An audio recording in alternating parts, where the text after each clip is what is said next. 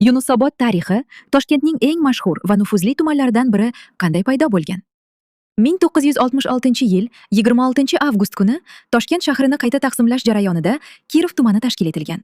U Sovet davlat arbobi S.M. Kirov nomi bilan atalgan. O'sha paytlarda bu hududda hali baland uylar emas, balki uzumzorlar va kolxoz dalalari yashnab turgan edi. 1966-yilgi mashhur Toshkent zilzilasi esa bu hudud taqdirini butunlay o'zgartirdi. Eng katta zarar ko'rgan joylardan biri aynan Kirov tumani bo'lgan. Shaharga tez fursatda millionlab kvadrat metr yangi uy-joylar kerak edi. Shu tariqa yangi zamonaviy massivlar qurilishi boshlandi. Qoraqamish, Sergeli, Shimoli Sharq va albatta Yunusobod. Yunusobod qurilishi 1968-yilda start oldi. Atigi 2 yil ichida bu yerda 100 ming kvadrat metr turar joy qad rostladi. Yangi avtobus yo'nalishlari ochildi, tramvay liniyasi o'tkazildi, maktablar, do'konlar, madaniy va maishiy obyektlar qurildi. Yunusobod 70-80 yillarda juda tez rivojlanib, Toshkentning eng perspektiv hududlaridan biriga aylandi.